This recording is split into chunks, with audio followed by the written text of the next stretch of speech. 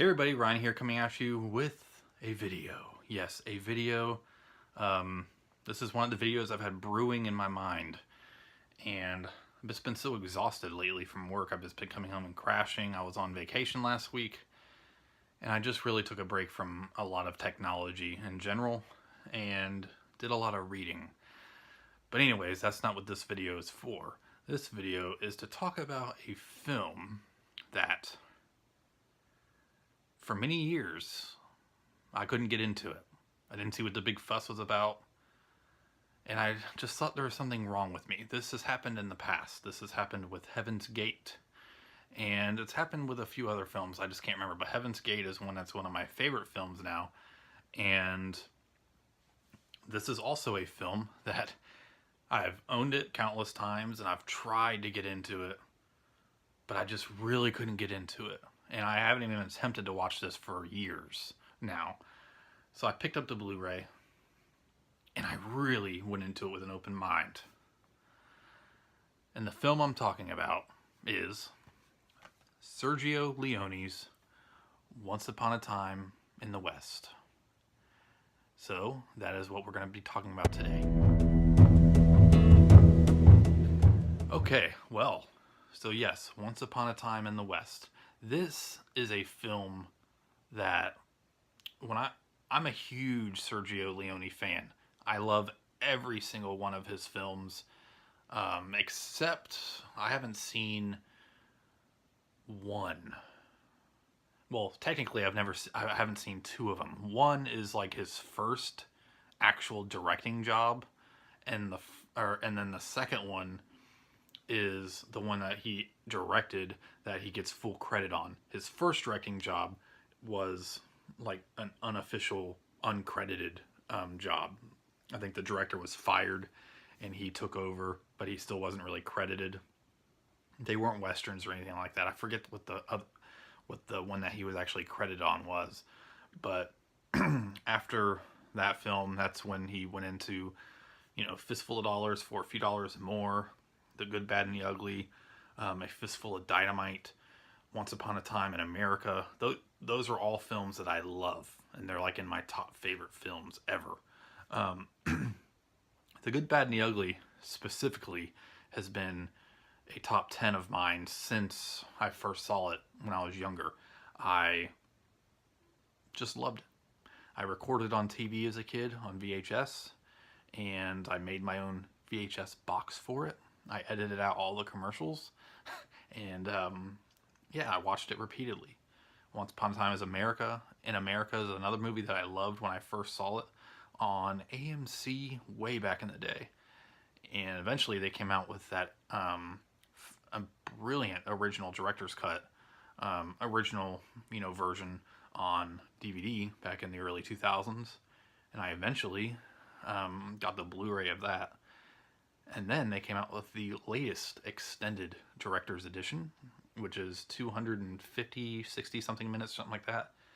And I love that film very much. So Sergio Leone is a director that I've always loved, but for some reason, I just could not get into this film. It's one of my favorite Morricone scores. I love the fact that Henry Fonda is a villain. I love Charles Bronson. I love everything about this film. But I could not get into the plot. I just thought it was boring. I just couldn't get into it. Now, I'm a little bit older now than when I last saw it. I think I last saw it in my late teens. And so it's been years. I've matured a little bit in my film loving, experiences. And I've since then opened up my brain to many styles of film. Slow-paced films, silent epics. Like, I love slow films. I love silent. I love films that if you would go up to a random millennial on the street and say, "Do you like this film?" they would probably say, "That's boring," or "I've never heard of it." And so, I've come a long way. And I started thinking when I went through the Dollars trilogy the last time, I was like, man, I just really want to get into Once Upon a Time in the West. I finally bought the Blu-ray last weekend before my 24-hour movie marathon, which I did. I popped it in, open mind, went into it with fresh eyes, everything. And wow, I could not stop watching it. I was so into how, for the first half of the movie, you just see all these interesting and amazing characters being developed, and they're all kind of doing their own thing. You don't understand any of their motives. But then, about halfway through, and then towards the end, everything comes together, and it is a masterpiece. Um, and I'm so glad I came out on the other side. I'm so glad I finally can see this film for what it is. It is now one of the best westerns I have ever seen. It's still not my favorite by any means. I still prefer The Good, the Bad, and the Ugly, the Dollars trilogy, The Searchers, and a bunch of other films that I love. But this is definitely, if I would make a top 10 list of best westerns and best visual films like ever made, this would be in the top 10. This is cinematic genius. I would almost say that compared to Leone's other films before this is his most serious film. I guess I would kind of equate it to Christopher Nolan with Interstellar, which is a film that was kind of divisive. People were saying Inception is his masterpiece and blah, blah, blah, blah. I love Christopher Nolan. I love every one of his films. I love Inception. But when I saw Interstellar, I was like, I think that is his masterpiece. But now people are saying it about Dunkirk, which I really like as well. But I would still say Interstellar is the same way. So this is a masterpiece in a different way than The Good, the Bad, the Ugly, in terms that it's more serious in tone. Good, bad, and the ugly are three people searching out stolen, a cash box basically, and they're full of greed, and that's what it's about. I mean, you could look into it and see other stuff, and I love The Good, Bad, the Ugly, but everything about this film, it's almost like a more mature Leone made this film, even though it was only made like a little bit like a year or two later. This film came out in 1969, so like 2 or 3 years later. But in terms of how we view the Western, I just feel like this is his pinnacle Western. Like, if you would say, like, to me, I love The Godfather. It's my favorite film of all time. But to me, the best gangster film that talks about gangster history and like an actual crime saga history in terms of one film, not spread out across a few films, but one film, Once Upon a Time in America, is the greatest gangster film of all time. I would say that this, Once Upon a Time in the West, and it's still fresh on my mind, so that's why I'm probably saying this. I don't know if I would still agree with this statement, but I'm gonna say that maybe, just maybe, Once Upon a Time in the West, maybe the greatest Western of all time. Don't quote me on that. That's how I'm feeling right now.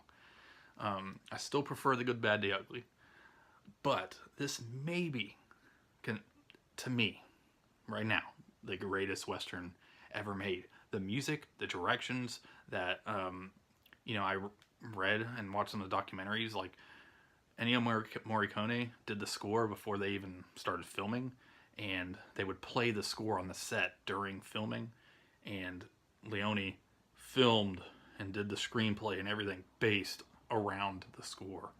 Of course, this is a movie also where Henry Fonda plays a ruthless villain, which is something he had never done, pretty much.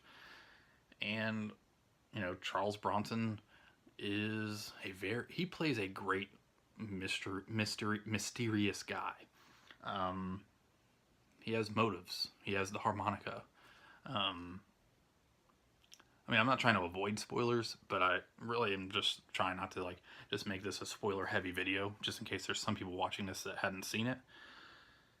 I also found out that Clint Eastwood was also offered the role that Charles Bronson plays, and I love Clint Eastwood, but I'm really glad that Charles Bronson brought that brought his performance to this film.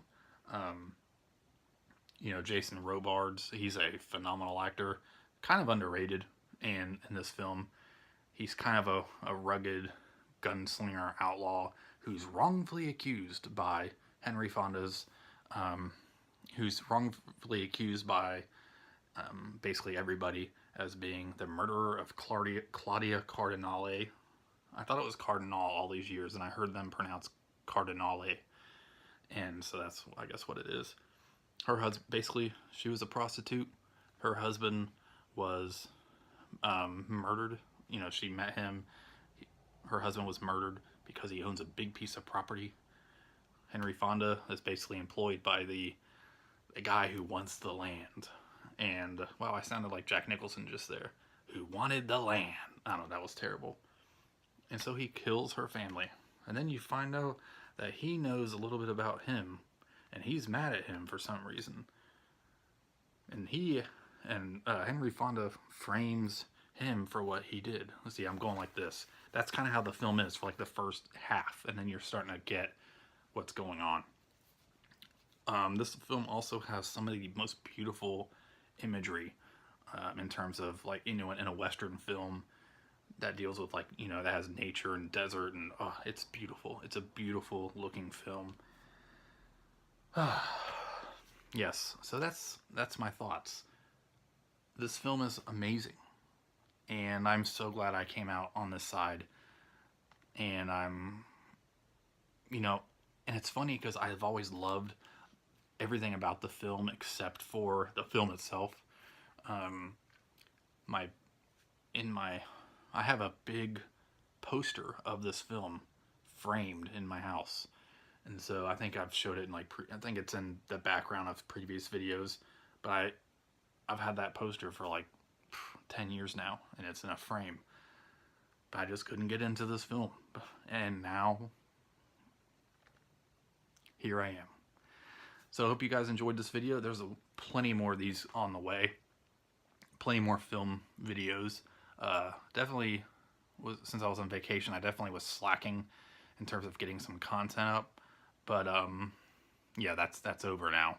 As you can tell, I'm filming this video, and then I'm going to film another video tomorrow, and we're just going to keep it going. My goal to start out is to really try to get a good video out once a week. I'm not going to say I'm going to do it every other day, a few times a week. I'm really going to try once a week to start out with. And then I might, pump out more content. I realized for the past year, I've kind of been slacking off and on. And now I've had a clean break that, I just needed